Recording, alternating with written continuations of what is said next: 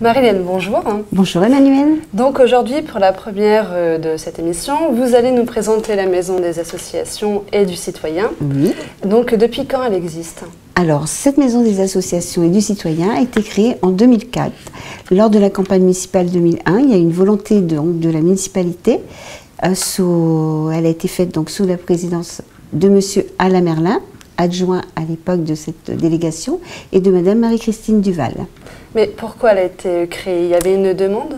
Alors, elle a été créée parce que précédemment, donc, il existait déjà une aide au niveau du monde associatif, mais qui n'était pas vraiment bien détaillée, bien concentrée, bien reconnue.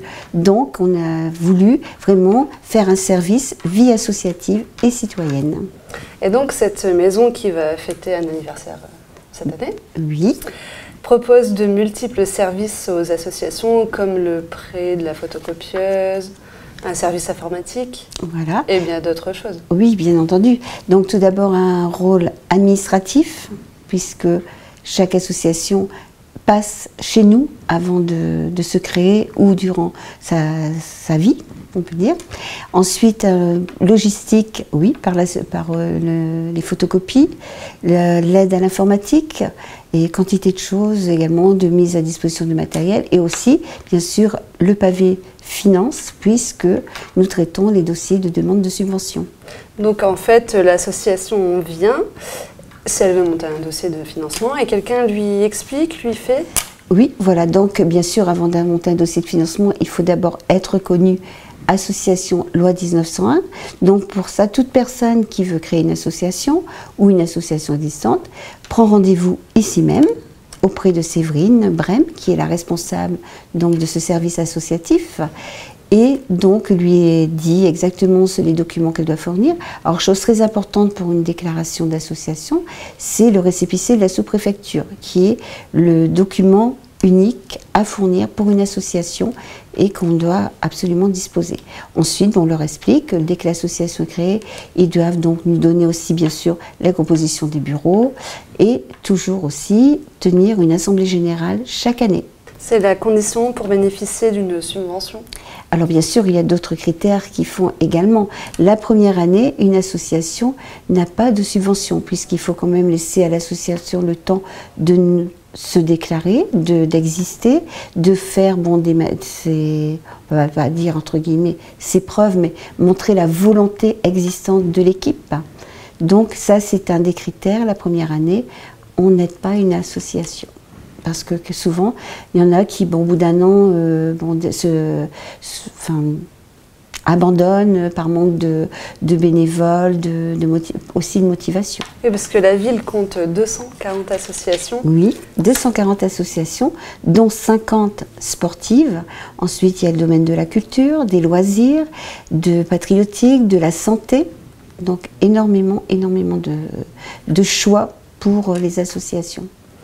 Et comment on gère 240 associations? Parce que le tissu associatif, c'est énorme quand même. Oui, donc comment on le gère? Nous, ici, au niveau de la Maison des associations, tout dossier est chez nous.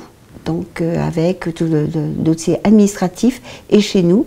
Et ensuite, en fonction des domaines, il y a donc un élu référent qui prend en charge pour le coordonner et également l'association. Donc par exemple, pour la culture, vous avez Madame Kerkhoff.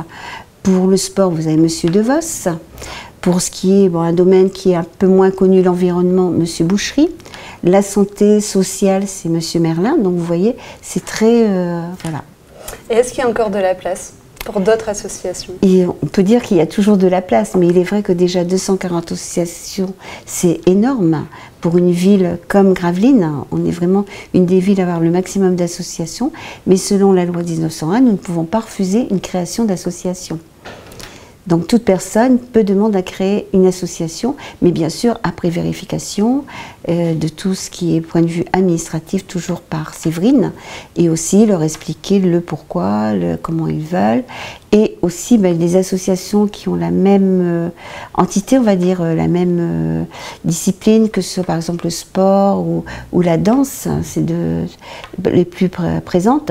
Eh bien, on leur demande d'abord de voir si, au niveau d'une autre association dans le même domaine, il n'y a pas moyen qu'ils se rencontrent, qu'il y ait des échanges. Bon, mais c'est parfois difficile parce que la personne qui vient a vraiment une volonté et elle veut vraiment créer son association et on ne peut pas non plus leur dire non, vous ne la ferez pas parce que... Donc nous sommes toujours à l'écoute, mais nous conseillons. Oui, parce qu'il y a des nouvelles associations là, qui sont venues s'ajouter. Oui. Comme Charlie et ses filles. Oui, Charlie et ses filles. Donc c'est vraiment une association qui est seule, qui existe seule et qui vraiment nous a surprise parce que c'est vraiment... quelque chose de nouveau, c'est de la créativité et tout. Donc elles étaient d'ailleurs présentes au niveau de ce week-end des associations. Et c'est vrai qu'on découvre, nous, chaque fois qu'on les rencontre, vraiment des choses, de nouvelles créations. Et elles ont vraiment une volonté, une motivation vraiment très très grande. Donc s'il y a des nouveaux présidents qui veulent venir ou des bénévoles, ils viennent à la maison des associations qui est ouverte du lundi au samedi? Oui, donc tout en précisant quand même que le lundi matin, c'est fermé et le samedi, c'est une permanence. Et ce que l'on conseille, bien sûr, par le numéro de téléphone, le 03 28 23 59 92, c'est de prendre rendez-vous afin d'avoir le meilleur accueil. Mais comme je peux le dire, c'est une équipe très sympathique, polyvalente et qui vraiment répond à toutes les attentes. Et donc la Bible des associations est là? Oui, voilà, la Bible des associations est là. Voilà, donc vous avez ce formulaire papier, ce livret des associations où vous retrouvez tout. Vous avez également le site internet de la ville de Gravelines et le site Facebook Maison des associations. Donc on encourage tout le monde à les consulter et surtout à déposer toutes suggestions qu'ils peuvent avoir à nous formuler. Merci beaucoup. Et donc jeudi prochain, on se retrouve pour une nouvelle émission et on vous présentera la nouvelle association Charlie et les filles. Bonne soirée sur Delta TV.